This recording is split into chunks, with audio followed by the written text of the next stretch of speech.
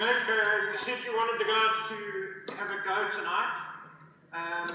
They did, I guess, but in a way, are you not more pleased that they didn't win yesterday? They actually have to win when they were put under quite a lot of pressure.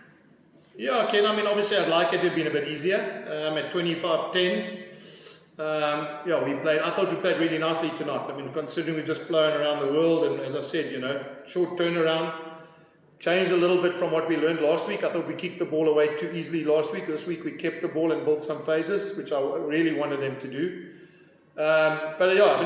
Ken, let's never underestimate the fact, that's a good Puma side. They beat the Lions the other day with a bonus point. They've had probably 3 months to prepare. It's one thing playing these smaller unions, and I'm saying smaller, the ones that aren't involved in the Rainbow Cup and they aren't involved in the sort of Northern Hemisphere. They get lots and lots of time to prepare, lots of time to do a pre-season, get some combinations going. So, yeah, I mean, I'm obviously very, very happy that we got that result, and we got 5 points. We're back at home after a long travel, and we had to dig deep, which is also a pleasing thing for me as a Bulls coach. Jake, if we can start with the injuries perhaps, and Gio, exactly what's wrong and how serious? Yeah, Yana, I got to say, I feel for him. It doesn't look good. Rushed himself back, and I say rushed himself, not gung-ho rushed himself. He just wanted to get back on the field so badly. He worked hard, he's so dedicated, spent time here, his family in Cape Town, lived here, spent every day he could in the gym with the rehab staff, really wanted to be part of the team again. It's just unfortunate when you get Sydney Tobias comes in, he's got, obviously twisted his ankle. I've got Sintu Manjezi out at this stage. I'm trying to get him back on the field. Travis Ishmael's now hurt his shoulder, as you all know, and he hasn't come back, hasn't recovered as well as he'd like. Diego Polis, one of our centres I was going to use as well, had a finger operation. So, yeah, it's not taking away from Gio. It's just we're sitting in a very, and I knew it was going to happen. We're playing so much rugby, and it's so competitive. And it's week after week after week, and as you can see there, you're playing against a team like the Pumas, and people would think it's an easy fixture, but there are no easy fixtures in South Africa, and week after week we seem to, the attrition rate and the physicality of what's happening in this league is taking its toll on everybody. I'm sure every team is sitting the same, but I can only speak for myself. Just as a follow-up, I know it's not nice to talk about players' ages and stuff, but at this stage, given his history of injuries, do you think it's time, or there's concern over Gio's future as a player? Maybe? Yeah. Look. I want to stress that he was always helping me out as a senior player. Our backline with David Creel and Stravino Jacobs and Zach Berger and Keegan Johannes and the makeup of Duffy Kellerman and JC Nell, who was here, and Magnus Potgieter was very young. And I realized that I needed an older, wiser guy to come into our team. So he knew it was always a risk for him. I mean, he wanted to be part of it. I don't have to tell you this, he's a fantastic human being, fantastic rugby player. Should have played 100 tests for South Africa. I've been lucky enough to coach him in Japan as well.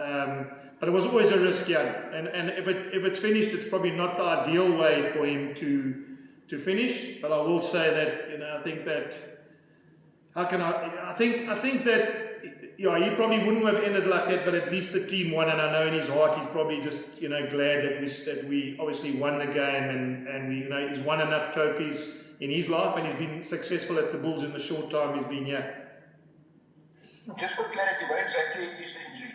Well, it's his knee again, yeah. So, he did his ACL, he's gone same knee, so I'm not quite sure but you can imagine at his age now, the recovery time, and if he's out for another couple of months, the chances of him coming back again, are very slim. And I don't want to be the prophet of doom, but I've been in the change room enough to know, and I've been in the situation enough to know that sometimes it ends like that, and it's not ideal. You want to end, holding the Currie Cup or a trophy above your head and walk away.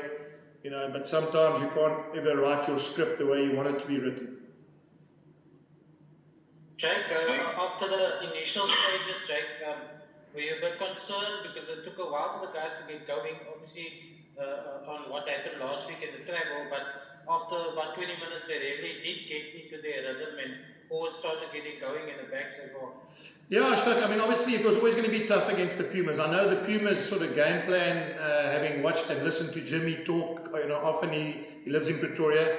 They need to start well. They have a sort of team where they feel after 20 minutes, if they're in the game, they get their tails up. So we knew they're going to be a team that comes hard at us for 20. We'd have to work really hard. I think we let them slip in a little bit there when it was 25-10. But again, all credit to them. One has to be proud of the way they stuck to it. I mean, we tired Ashfaq, and I don't say that we're tired. We are tired. We've flown economy class around the world, back again, played Benetton last week, with all the mishaps we had, lost the game. I expected the players to be flat, as you quite rightly say. But I'm very proud. I think all Bulls supporters and all, we weren't happy last week. We were below par, and we know it. And when you come back and get 5 points at home against a really good team that won last week and got 5 points against the Lions, then you've got to be happy. Jake, 5 days before you travel to Bloemfontein, it's not getting any easier. No, it's not, Carl. And then about 7 days and we go into isolation. Sorry, about 3 days we go into isolation. Then about 10 days later we play the British and Irish Lions, probably their #1 test side. So, yeah, it doesn't get any easier. We know last year we lost to Free State away, so we know how tough it is to play there as well. So, a lot of planning will have to go into the next couple of days about what we're going to do. And as I said, remembering that once we finish the Lions, we're the one team we get a bye in the Currie Cup. The weekend we play the Lions, the British Lions. I mean, it's again crazy. We didn't get a bye last week. We had to travel, and then we don't get a bye. Because with the bye we get, we actually play the Lions. So we play continually right through. If you look at the Sharks, they've had a bye now. The Free State Cheetahs have had a bye in weekends where every other team's been playing. But those are the permutations we're going to have to work through. And as I said, it doesn't get any easier. It's like playing in this in the football league where you play Champions League on a Wednesday and Premiership on a Saturday, and everyone wants to beat you. So. Yeah, so let's see what happens, Carl. I'll probably have a bit of an update tomorrow morning on our injuries and then try and put a team together that we think can get the job done in Bloem. Okay, final question, please. Chris Smith had a bit of a rough time last weekend, but today he really got stuck in. Obviously his kicking was faultless, and some of the hands he showed was just superb. How pleased are you with the way he's bounced back tonight? Yeah, Ken, I said it to you during the week that I think one of the toughest jobs in South Africa is to wear number 10 jersey in this country, because everyone looks at him as a general.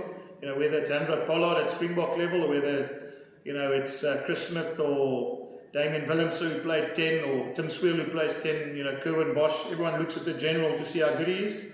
I thought he had a tough time last week, but I think he bounced back nicely. I think, against a really good organised Puma side, he looked at times that he was in control. And that's nice for him. He'll get his confidence back. So I am great for him. And I said it during the week. You've got to back players through the difficult times too, Ken. It's easy to back them when you're winning. Sometimes you've got to back them through the difficult times too. And when you get a replay like that, you're obviously very happy. Okay.